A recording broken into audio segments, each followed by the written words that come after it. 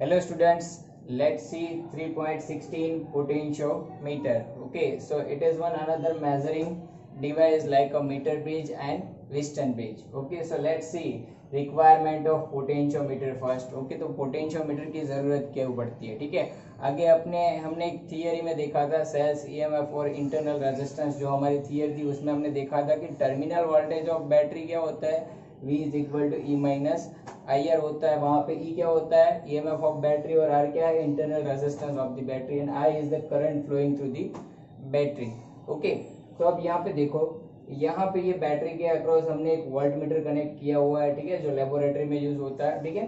तो यहाँ पे जो ये वोल्ट मीटर है वो इसके साथ पैरेलल में कनेक्ट है, तो मतलब मैं बोल सकता हूँ कि this volt meter measures the terminal voltage of the battery, okay, or you can say potential difference across the two terminals of the cell, and that is equal to V is equal to E minus IR। okay, तो ये equation देखो, V equal to E minus i r जितना, ये equation मैं ऐसे बोल सकता हूँ कि जब ये टर्म आई आर जीरो है तो ये इक्वेशन क्या बन जाएगा, V इक्वल टू E जितना बन जाएगा। तो ये टर्म आई आर जीरो होने के लिए या तो आई जीरो होना चाहिए या तो आपका इंटरनल रेजिस्टेंस जीरो होना चाहिए, ठीक है। So over here, this equation we can say becomes V equal to E when current is zero, or you can say internal resistance is zero। दोनों में से कोई एक जीरो होना चाहिए। अब बात करते हैं इंटरनल रेजिस्टेंस की, सेल का इंटरनल रेजिस्टेंस, ठीक है। तो इंटरनल रेजिस्टेंस तो बैटरी का जीरो होता नहीं है, तो दूसरा V इक्वल टू E होने के लिए आपका ये I क्या होना चाहिए, जीरो होना चाहिए।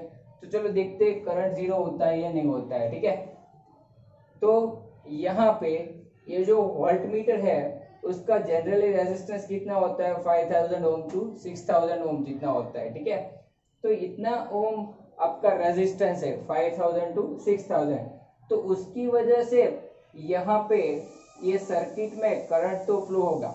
ओके, करंट बहुत स्मॉल फ्लो होगा लेकिन करंट फ्लो तो होगा ही, ठीक है। तो अब जैसे कि आपका करंट यहाँ पे फ्लो हो रहा है, इंटरनल रेजिस्टेंस R जीरो नहीं है, I जीरो नहीं है, ठीक है। तो ये वोल्ट मीटर हम लोग बोल सकते हैं कि this volt meter measures the terminal voltage of a battery, not the EMF. अगर V इक्वल टू E हो जाता है तो ये वोल्ट मीटर क्या मेजर करेगा, ईएमएफ मेजर करेगा, लेकिन उसके लिए I इक्वल टू जीरो होना चाहिए, R इक्वल टू जीरो होना चाहिए, ठीक है। अभी इंटरनल रेजिस्टेंस जीरो नहीं है, वोल्ट मीटर का रेजिस्टेंस बहुत ज्यादा है 5000 टू 6000 ओम, लेकिन वो इनफाइनाइट तो है नहीं, तो करंट उसकी वजह से भी जीरो होगा नहीं। ये सर्किट में स्मॉल करंट फ्लो तो होगा ही होगा। तो यहाँ पे I जीरो नहीं है, R जीरो नहीं है, तो आपका IR जीरो होगा नहीं। तो in that case we can say voltmeter does not measures the EMF of a battery, it measures the terminal voltage of a battery. Okay, तो ऐसी कंडीशन में अगर बैटरी के अक्रॉस मुझे ईएमएफ मेजर करना है तो क्या करेंगे।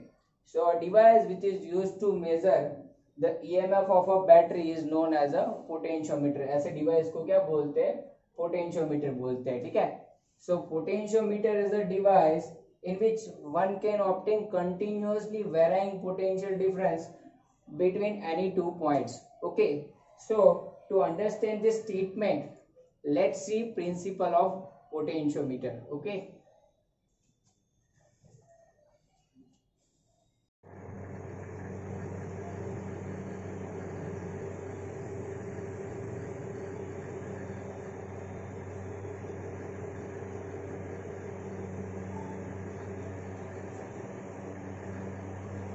let's see principle of potentiometer। Okay, so before its principle let's see what is potentiometer। potentiometer क्या होता है। so potentiometer is nothing but a long resistive wire of a uniform cross sectional area। एक long resistive wire होता है जिसका cross section area through out its length क्या होता है, यूनिफॉर्म होता है, wide, because resistance per unit length through out its length is same. अगर उसका cross section area through out its length uniform होगा तो ही पर यूनिट लेंथ जो रेजिस्टेंस होता है वो क्या होगा, सेम होगा, ठीक है। नेक्स्ट, इन प्रैक्टिस और you can say in a laboratory a potentiometer which we are used in that potentiometer, this potentiometer wire which is AB is cut in many pieces। okay, all that pieces are placed side by side, you can see that in this figure all that pieces are placed side by side. Okay, and all these pieces are connected at the ends with the help of metal strip. Okay, this one is the metal strip. Okay, आप देख सकते हो आपकी बहुत सारे pieces है, ठीक है, वो साइड बाय साइड रखे हुए हैं और वो एंड पे आप देख सकते हो मेटल स्ट्रिप के हेल्प से एक दूसरे से कनेक्टेड है.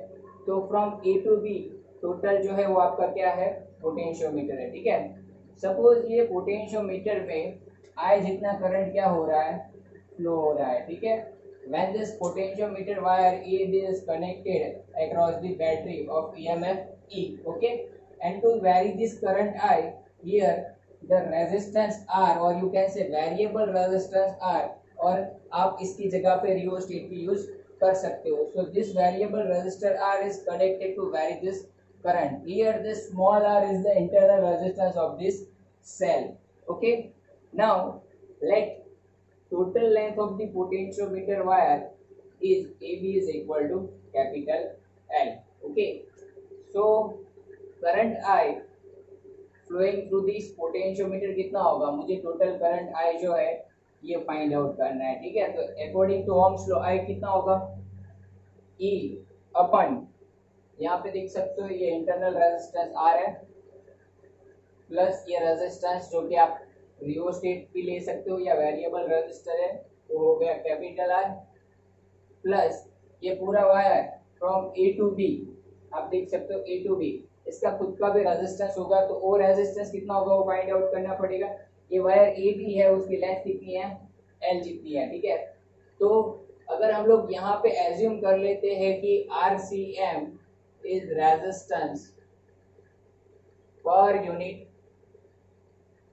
Length, then resistance of wire AB कितना होगा, resistance of wire AB is we can say RCM into L जितना होगा. ठीक है, RCM क्या है, 1 यूनिट लेंथ का रेजिस्टेंस है, तो L लेंथ का कितना होगा, RCM इनटू L जितना हो जाएगा. तो यहाँ पे लिख देते RCM इनटू L. ये होगा वायर का रेजिस्टेंस, पोटेंशियोमीटर वायर का resistance A to B part का. ठीक है, चलो ये हो गया टोटल करंट. ठीक है, अब मेरे पास टोटल करंट है. तो आगे जैसे कि हमने देखा कि पोटेंशियोमीटर क्या होता है, आगे रिक्वायरमेंट में हमने लास्ट में देखा गया कि potentiometer is a device in which one can obtain a varying potential difference across any 2 points. तो यहाँ पे देखो ये 2 पॉइंट ले रहे, यहाँ पे एक पॉइंट सी लिया है, सपोज ए टू सी की लेंथ कितनी है, एल है. ठीक है, एज्यूम कर लेते कि late length of part AC of wire is L. Okay, इसकी लेंथ L है तो उसका रेजिस्टेंस कितना होगा, सो its resistance is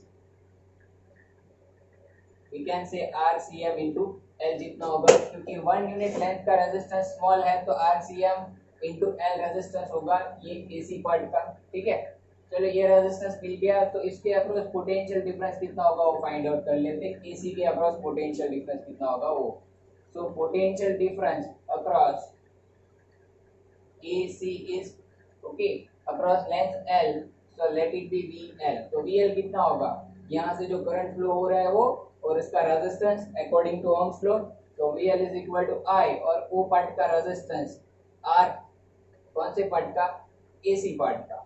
तो ये करंट I मेरे पास है यहाँ पे E divide by R plus RCM into L. Okay, into देखो आप क्या है, AC पार्ट का रेजिस्टेंस जो हमने यहाँ पे फाइंड आउट किया है कितना है, RCM इंटू L.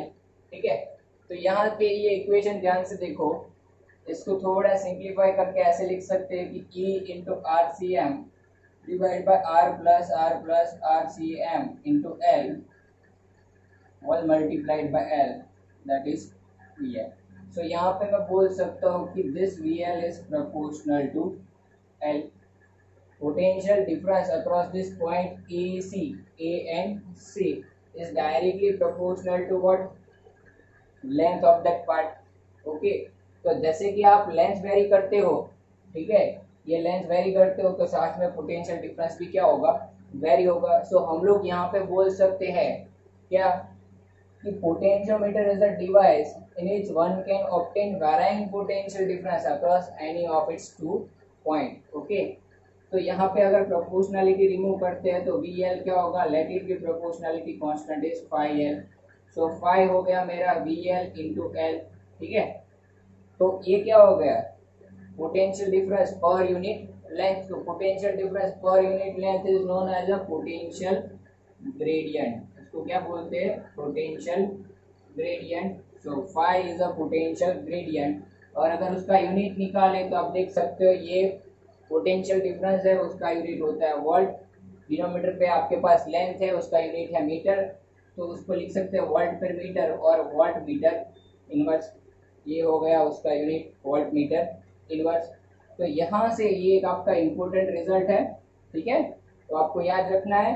और आप ये दोनों इक्वेशन कंपेयर करो, तो यहाँ से मैं बोल सकता हूँ कि यहाँ पे फाई क्या होगा, where phi is equal to E into RCM divided by R plus RCM into small l, ये हो गया आपका पोटेंशियल ग्रेडियंट का equation.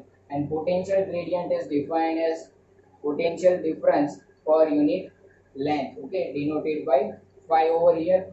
So here in this case I can say across these two ends we can obtain a varying potential difference, okay.